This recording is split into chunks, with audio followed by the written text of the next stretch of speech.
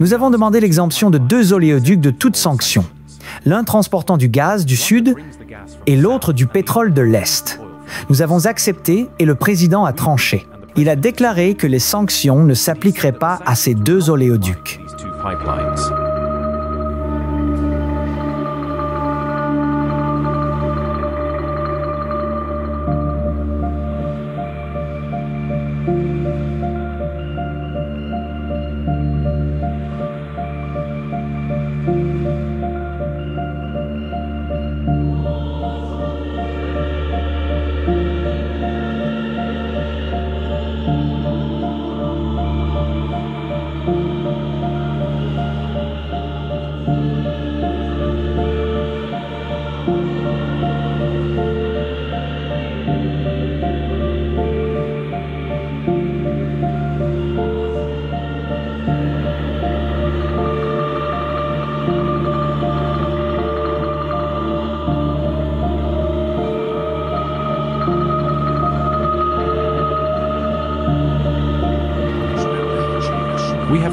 Nous avons conclu que la Hongrie se trouve dans une situation très différente de celle des autres pays européens et qu'il est impossible de garantir son approvisionnement énergétique et de fournir une énergie abordable aux familles, aux entreprises hongroises. Si les sanctions continuent d'être imposées à 2 oléoducs essentiels, nous avons examiné la question et demandé au président de les lever. Nous avons donc demandé l'exemption de 2 oléoducs de toute sanction, l'un transportant du gaz du Sud et l'autre du pétrole de l'Est. Nous avons accepté et le président a tranché. Il a déclaré que les sanctions ne s'appliqueraient pas à ces 2 oléoducs. Nous nous sommes également entendus sur la coopération nucléaire. Nous avons convenu que Westinghouse participera au développement de l'industrie nucléaire hongroise. C'est une première. Les Américains n'avaient jamais été impliqués dans ce secteur auparavant. Quant au ton et au cadre des négociations, je peux dire que les dirigeants de 2 États alliés ont négocié directement. Nous n'avons relevé aucun point de divergence significatif entre nos 2 États alliés. Il n'y a donc aucune différence stratégique ni aucun conflit d'intérêts entre nos 2 pays.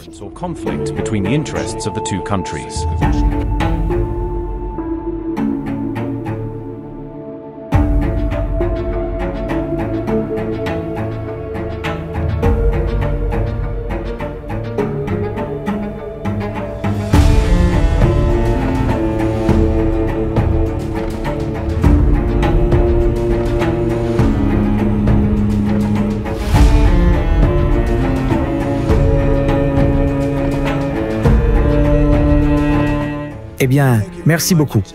Ce soir, j'ai reçu le ministre hongrois. Il a fait un travail formidable. C'est un homme très influent dans son pays, mais aussi très apprécié. Les Hongrois aiment Victor, et tous ceux qui le connaissent le savent. Il dirige un pays remarquable, sans criminalité ni problème comme certains autres. Mais il y a probablement 2 ou 3 choses que j'ignore ou que je préfère ignorer. C'est une personne exceptionnelle. Je le connais depuis longtemps. Nous allons parler commerce. Nous aborderons également la question de la Russie et de l'Ukraine. Nous parlerons aussi d'énergie et des prix de l'énergie. Cela concerne le pétrole russe. Êtes-vous prêt à le faire l'année prochaine? Nous y réfléchissons, car il lui est très difficile de s'approvisionner en pétrole et en gaz ailleurs. Comme vous le savez, ce pays n'a pas l'avantage d'avoir, par exemple, un grand pays, mais pas d'accès à la mer, pas de port. Il rencontre donc de grandes difficultés.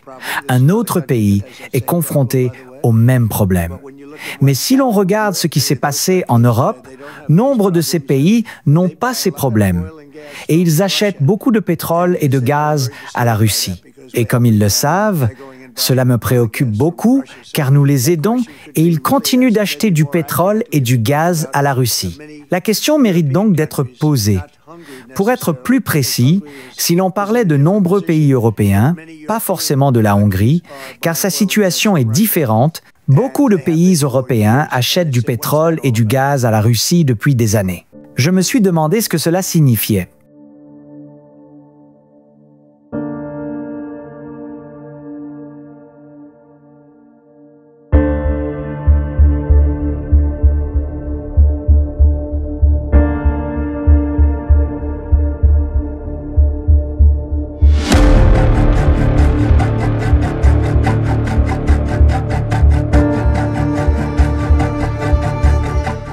Nous en parlions justement avec Victor. Il comprend Poutine et le connaît très bien. Et je le ressens. Je vous laisse dire ce que vous en pensez, mais je crois que Victor pense que cette guerre prendra fin dans un avenir proche. Victor, voulez-vous en parler? Eh bien, j'en suis fermement convaincu. La question est donc de savoir si nous, Occidentaux, sommes unis ou non. Le problème, c'est que le président déploie des efforts considérables, tout à fait admirables et très positifs pour le continent européen et ses peuples. Mais en même temps, nous ne sommes pas unis car Bruxelles et les Européens ont des approches différentes face à cette guerre. Le seul gouvernement favorable à la paix est celui des États-Unis. Et la petite Hongrie, en Europe, bref, tous les autres gouvernements préfèrent poursuivre la guerre, car beaucoup pensent que l'Ukraine peut gagner sur le front, ce qui est une erreur d'interprétation. C'est donc une question complexe. Nous allons en discuter. Je vous prie de ne pas me consacrer seulement 2 minutes à votre question, mais de l'aborder dans le cadre de notre conférence.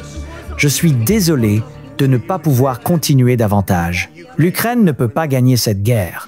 Vous savez, un miracle est toujours possible. Oui, c'est exact. Merci, Monsieur le Président.